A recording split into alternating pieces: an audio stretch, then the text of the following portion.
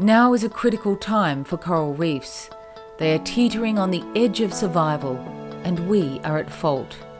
Global warming threatens fragile reefs already at risk from local stresses, such as overfishing and pollution. Many ecosystems are indicators of how climate change is affecting the planet. Tropical ecosystems like coral reefs are already showing signs of degradation due to global warming. Coral reefs are being lost faster than rainforests. The loss of coral colour that occurs as a result of global warming is easy to observe. This is a clear warning sign for our reefs. Coral reefs have essentially been the canary in the coal mine. The only trouble is that the canary is really in desperate trouble. It may not survive if we come out of the mine. It's a rather serious thing to risk. I mean, the miners took a canary down because it was an inexpensive little bird that you could test the air in the coal mine. Here we're taking the most populous and biodiverse ecosystem in the sea. It's got over 1 million species. We only know about 30% of them. And we're taking that and using that as our canary? That's not very smart.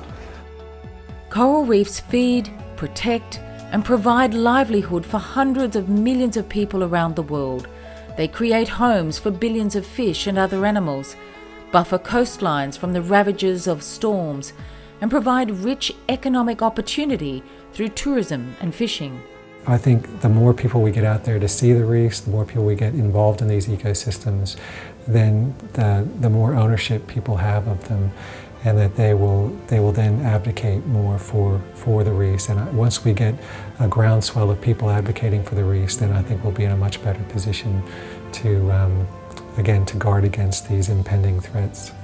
It's a very energizing experience. You just go and you enjoy being in that environment, you enjoy being on those reefs with people, and you think, wow, I've got to keep working, I've got to keep doing this. And I think maybe the best inspiration you can have is to be in the environment of a reef itself.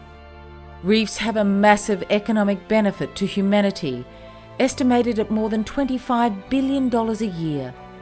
Reefs are the dynamic centres of the most concentrated biodiversity on Earth. Losing coral reefs would rob the world of one of nature's most precious and valuable gifts. In 2002, 90% of all reefs on the Great Barrier Reef bleached. And that just shows the global scale of what we're looking at. That hard coral that bleaches and dies, once the foundation is lost, then the whole system will change. And it might not change forever, but it might change for the lifetime of our kids and their kids and the kids beyond that. People have been doing reef science for over 50 years, and many people argue, I think with some justification, that do we really need more science to do a better job of managing reefs? No, we don't. If we could only implement some of the obvious things to do, so reduce the amount of sediments coming into the system, reduce the amount of nutrient pollution, having proper sewage facilities will be a big help. Reduce the overexploitation of reef fish, particularly parrotfish, but also predators of sea urchins. If we could actually do those things, that could have a really significant benefit to the health of reefs. If you look at coral reef degradation around the world, you get a peak in degradation around human population centers. And so to us, that means that global climate change, it's going to have an effect, but really the main effects are coming from those local stressors. Talking to people who make their livelihood from reefs, when they're given the facts of how reefs work, the decisions are fairly obvious. They don't need to be told what to do. It's straightforward.